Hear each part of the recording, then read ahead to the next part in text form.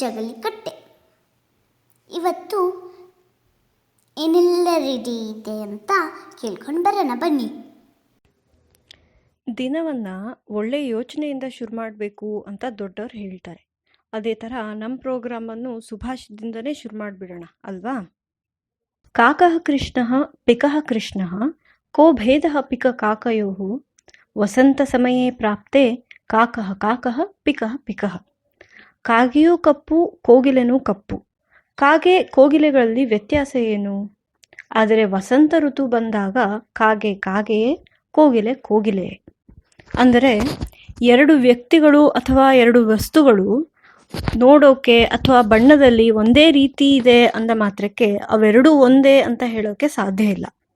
ಆ ಸಂದರ್ಭ ಬಂದಾಗ ಅದರ ನಿಜವಾದ ಸಾಮರ್ಥ್ಯ ಏನು ಎನ್ನುವುದು ಗೊತ್ತಾಗುತ್ತೆ ಅಂತ ಈ ಸುಭಾಷಿತದ ತಾತ್ಪರ್ಯ.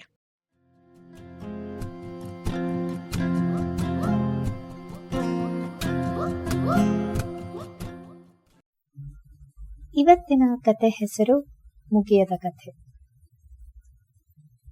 ಒಂದೂರಲ್ಲಿ ಒಬ್ಬ ರಾಜ ಇದ್ದ. ಅವನಿಗೆ ಕಥೆಗಳು ಅಂದ್ರೆ ತುಂಬಾ ಇಷ್ಟ. ದೂರಿಂದೆಲ್ಲ ಕತೆ ಹೇಳೋರು ರಾಜನ ಅರಮನೆಗೆ ಬರ್ತಾ ಇದ್ರು.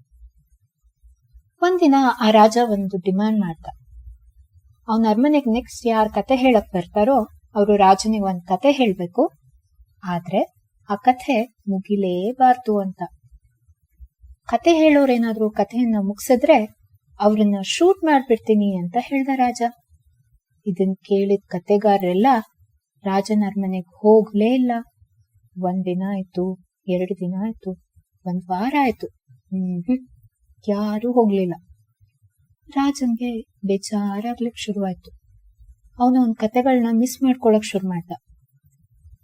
ಅಟ್ಲೀಸ್ಟ್ ದೊಡ್ಡದೊಂದು ಗಿಫ್ಟೋ ಪ್ರೈಸೋ ಏನಾದ್ರೂ ಕೊಟ್ರೆ ಕತೆಗಾರರು ಬರಬಹುದು ಅಂತ ಒಂದು ದೊಡ್ಡ ಬಹುಮಾನನ ಘೋಷಣೆ ಮಾಡ್ದ. ಸ್ವಲ್ಪ ದಿನ ಆಯ್ತು. ಸ್ವಲ್ಪ ದಿನ ಆದ್ಮೇಲೆ ಒಬ್ಬ ಮನುಷ್ಯ ಬಂದ.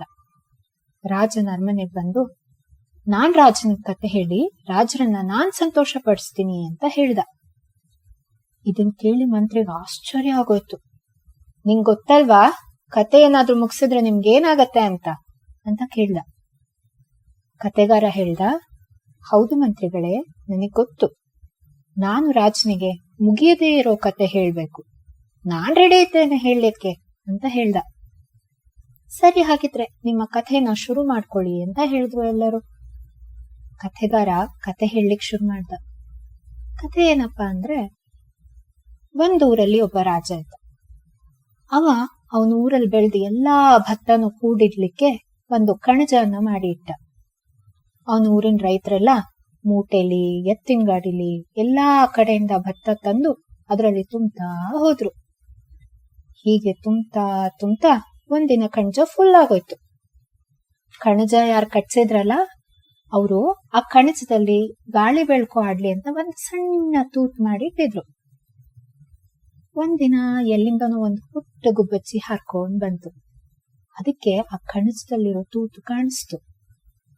ಅದ್ರ ಕೊಕ್ಕನ ಕಿಂಡಿಲಿ ತೂರ್ಸಿ ಒಂದು ಭತ್ತದ ಕಾಳನ್ನು ತಗೊಂಡು ಹಾರೋಯ್ತು.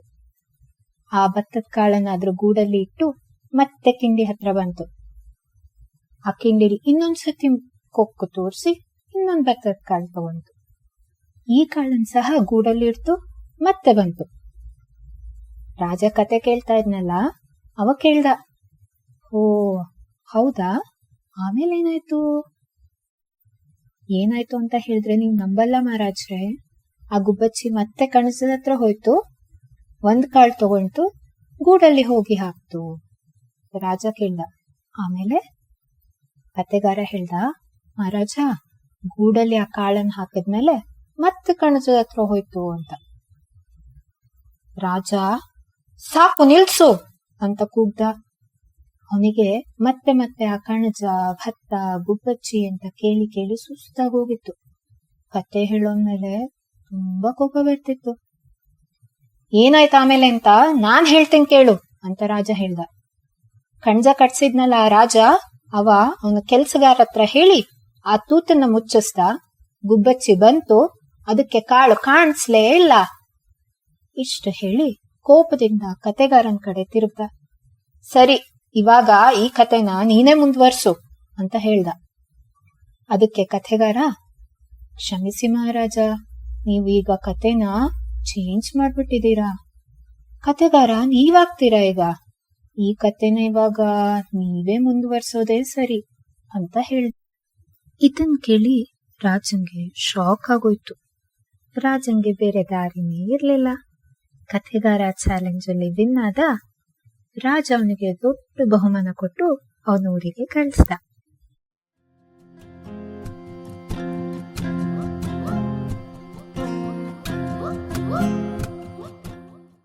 ಈ ಹಕ್ಕಿ ಕತೆ ಕೇಳಿದ್ಮೇಲೆ ಯಾವ ಹಕ್ಕಿ ನೋಡಿದ್ರು ಇದೇ ಕತೆನೇ ನೆನಪಾಗುತ್ತೇನೋ ಇನ್ನು. ಹಕ್ಕಿ ಅಂತ ಹೇಳಿದಾಗ ಪಕ್ಷಿ ಪ್ರೇಮಿ ಸಲೀಂ ಅಲಿ ಅವರ ಹೆಸರು ನೆನಪಾಗ್ತಾ ಇದೆ. ಅವ್ರ ಬಗ್ಗೆನೇ ತಿಳ್ಕೊಳ್ಳೋಣ ಅಲ್ವಾ ಇವತ್ತು. ಇವತ್ತಿನ ವ್ಯಕ್ತಿ ಪರಿಚಯ ಬರ್ಡ್ ಮ್ಯಾನ್ ಆಫ್ ಇಂಡಿಯಾ ಎಂದೇ ಪ್ರಸಿದ್ಧರಾದ ಡಾಕ್ಟರ್ ಸಲೀಂ ಅಲಿ. ಇವರ ಪೂರ್ಣ ಹೆಸರು ಸಲೀಂ ಮೊಯ್ಜುದ್ದೀನ್ ಅಬ್ದುಲ್ ಅಲಿ. ಹುಟ್ಟಿದ್ದು 1896 ನವೆಂಬರ್ 12ರಂದು. ಪ್ರಕೃತಿ ಸಂರಕ್ಷಣೆ, ಪಕ್ಷಿ ವೀಕ್ಷಣೆ ಎಂಬಂಥ ಕಾನ್ಸೆಪ್ಟ್ಗಳೇ ಇಲ್ಲದ ಆ ಕಾಲದಲ್ಲಿ ಇವರು ಸೈಂಟಿಫಿಕ್ ಆಗಿ ಪಕ್ಷಿಗಳ ಅಭ್ಯಾಸ ಮಾಡಿ ಆ ಕುರಿತು ಹಲವಾರು ಪುಸ್ತಕಗಳನ್ನು ಬರೆದಿದ್ದರಿಂದ ಹಾಗೂ ಪಕ್ಷಿ ಸಂರಕ್ಷಣೆಗೆ ಪಣ ತೊಟ್ಟು ಕೆಲಸ ಮಾಡಿದ್ದರಿಂದ ಬರ್ಡ್ ಮ್ಯಾನ್ ಆಫ್ ಇಂಡಿಯಾ ಎಂಬ ಹೆಸರು ಇವರಿಗೆ ಬಂದಿತ್ತು. ಇವರು ಹುಟ್ಟಿದ್ದು ಮುಂಬೈನ ಒಂದು ತುಂಬು ಕುಟುಂಬದಲ್ಲಿ. ಚಿಕ್ಕವರಿದ್ದಾಗಲೇ ತಂದೆ ತಾಯಿ ಇಬ್ಬರನ್ನೂ ಕಳೆದುಕೊಂಡರೂ ಇವರ ಸೋದರ ಮಾವ ಹಾಗೂ ಅತ್ತೆ ಇಬ್ಬರೂ ಸ್ವಂತ ಮಕ್ಕಳಂತೆ ಇವರನ್ನು ಇವರ ಅಣ್ಣ ತಮ್ಮಂದಿರನ್ನು ಸಾಕ್ತಾರೆ. ಹಕ್ಕಿಗಳ ಆಸಕ್ತಿ ಎಂಬುದು ಆ ಮನೆಯಲ್ಲಿ ಯಾರಿಗೂ ಇಲ್ಲ. ಪ್ರಕೃತಿ ಪ್ರೇಮ ಅಥವಾ ಸಂರಕ್ಷಣೆ ಎಂಬುದು ಯಾರೂ ಕೇಳದೇ ಇರೋವಂಥ ವಿಷಯ. ಆದರೂ ಆ ಬಾಲ್ಯದಲ್ಲೇ ಪಕ್ಷಿ ಪ್ರೇಮಿಯಾಗಿದ್ದ ಇವರು ಅಡುಗೆಗೆ ಎಂದು ತಂದಿದ್ದ ಪಕ್ಷಿಗಳನ್ನು ಸಂರಕ್ಷಿಸಿ ಒಂದು ಸೀಕ್ರೆಟ್ ಮ್ಯೂಸಿಯಂ ಅನ್ನು ನಡೆಸ್ತಾ ಇದ್ರು. ಅದೇ ಸಮಯದಲ್ಲಿ Bombay natural history society BNHS ಇದರ ಸಂಪರ್ಕಕ್ಕೆ ಬಂದರು. ಒಂದರ್ಥದಲ್ಲಿ ಅವರ ನಿಜವಾದ ಕಥೆ ಶುರುವಾಗೋದೇ ಇಲ್ಲಿಂದ. ಇವರು ಸ್ವಲ್ಪ ಸಮಯದ ಶಿಕ್ಷಣಾಭ್ಯಾಸವನ್ನು ಮಾಡಿ ನಂತರ ಬರ್ಮಾಗೆ ಹೋಗ್ತಾರೆ ಇವರ ಸಹೋದರನ ಇದ್ದಲ್ಲಿ. ಮಯನ್ಮಾರಲ್ಲಿ ಸುಮಾರು 7 ವರ್ಷಗಳ ಕಾಲ ಇದ್ದಾಗ ಅಲ್ಲಿ ದಟ್ಟ ಕಾಡಿನಲ್ಲಿ ಪಕ್ಷಿ ವೀಕ್ಷಣೆಗೆ ಇವರಿಗೆ ಬೇಕಾದಷ್ಟು ಅವಕಾಶ ಸಿಗುತ್ತೆ. ಇದೇ ಅವಧಿಯಲ್ಲಿ ಇವರ ಮದುವೆ ಆಗುತ್ತೆ ತೆಹ್ಮೀನಾ ಅವರೊಂದಿಗೆ. ಇಂಗ್ಲಿಷ್ನಲ್ಲಿ ನಿಪುಣರಾಗಿದ್ದ ಇವರ ಹೆಂಡತಿ ಇವರು ಪುಸ್ತಕಗಳನ್ನು ಬರೆಯುವಾಗ ಇವರಿಗೆ ತುಂಬ ಸಹಾಯ ಮಾಡ್ತಾರೆ. ಸ್ವಲ್ಪ ಕಾಲ ಪ್ರೊಫೆಸರ್ ಆಗಿ ಕೆಲಸ ಮಾಡಿ ಆಮೇಲೆ ಬರ್ಲಿನ್ಗೆ ಹೋಗಿ ಅಲ್ಲಿ ಅನೇಕ ಎಕ್ಸ್ಪರ್ಟ್ಗಳಿಂದ ಪಕ್ಷಿಗಳ ಬಗ್ಗೆ ಅಧ್ಯಯನ ಮಾಡುವ ಬಗ್ಗೆ ಪ್ರಾಯೋಗಿಕ ತರಬೇತಿಯನ್ನು ಪಡೀತಾರೆ. ಇದರ ನಂತರ ಭಾರತಕ್ಕೆ ವಾಪಸ್ಸಾದ ಅವರು ಪಕ್ಷಿಗಳ ಸರ್ವೆಯನ್ನು ಆರಂಭಿಸುತ್ತಾರೆ. ಇದು ಅವರ ಜೀವನದ ಕೊನೆಯ 1 ವರ್ಷದ ತನಕವೂ ಮುಂದುವರಿಯಿತು. ಕಾಶ್ಮೀರದಿಂದ ಕನ್ಯಾಕುಮಾರಿ, ಕಚ್ನಿಂದ ಮಿಶ್ಮಿ ಪರ್ವತವರೆಗೂ ಅವರ ಅಲೆದಾಟ ಸಾಗಿತ್ತು. ಹೀಗೆ ಅವರು ಮಾಡಿದ ಸರ್ವೆ ಇಂದಿಗೂ ಅಧ್ಯಯನದ ವಿಷಯವಾಗಿದೆ. ಹೀಗೆ ಪ್ರವಾಸ ಮಾಡ್ತಿದ್ದಾಗ ಅವರು ಕಂಡುಹಿಡಿದ ಪಕ್ಷಿಧಾಮಗಳಲ್ಲಿ ಒಂದು ರಂಗನತಿಟ್ಟು. ಈ ರಂಗನತಿಟ್ಟನ್ನು ಕಂಡುಹಿಡಿದದ್ದೊಂದೇ ಅಲ್ಲದೆ ಅದರ ಸಂರಕ್ಷಣೆಯನ್ನು ಇವರೇ ಮಾಡ್ತಾರೆ. ಇವೆಲ್ಲ ಸರ್ವೆಗಳ ಕುರಿತು ಅನೇಕ ಪುಸ್ತಕಗಳನ್ನು ಇವರು ಬರೆದಿದ್ದಾರೆ. ಪದ್ಮವಿಭೂಷಣ, ಪದ್ಮಭೂಷಣ, CV ರಾಮನ್, ಈ ರೀತಿ ಇವರಿಗೆ ಬಂದಿರೋ ಪ್ರಶಸ್ತಿಗಳು ಅನೇಕ. ಕರ್ಮಯೋಗಿಯ ರೀತಿ ಕೆಲಸ, ತುಂಬ ಸರಳ ಜೀವನ ನಡೆಸಿದ ಇವರು ತಮ್ಮ 91ನೇ ವಯಸ್ಸಿನಲ್ಲಿ ನಿಧನರಾದರು. 90ನೇ ವರ್ಷದವರೆಗೂ ಕ್ರಿಯಾಶೀಲರಾಗಿದ್ದು ಫೀಲ್ಡ್ ವಿಸಿಟ್ಗಳಲ್ಲೇ ತೊಡಗಿಕೊಂಡಿದ್ದ ಇವರ ಸಾಧನೆಯನ್ನು 5 ನಿಮಿಷದಲ್ಲಿ ತಿಳಿಸುವುದು ತುಂಬ ಕಷ್ಟ. ಸಲೀಂ ಅಲಿ ಅವರ ಒಂದು ಸಂದೇಶದ ನೆನಪಿನಲ್ಲಿ ಇವತ್ತಿನ ಪರಿಚಯವನ್ನು ಮುಗಿಸೋಣ. ಪಕ್ಷಿಗಳನ್ನು ವೀಕ್ಷಿಸುವುದರಿಂದಲೇ ಜೀವಿಸುವುದು ಸಾಧ್ಯವಿಲ್ಲ ಎಂದು ಜನರು ಹೇಳುತ್ತಾರೆ. ಅದು ನಿಜ. ಆದರೆ ಕೇವಲ ಆಹಾರದಿಂದಲೇ ಮನುಷ್ಯ ಜೀವಿಸಲು ಸಾಧ್ಯವಿಲ್ಲ ಎಂಬುದು ಅಷ್ಟೇ ನಿಜ.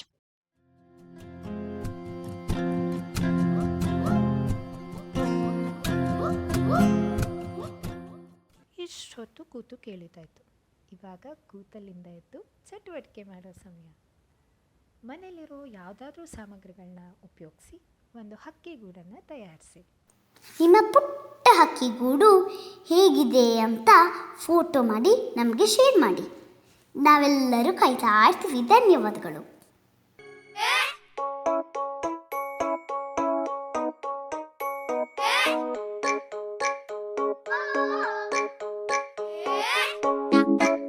Bur bur bur. Bur bur bur.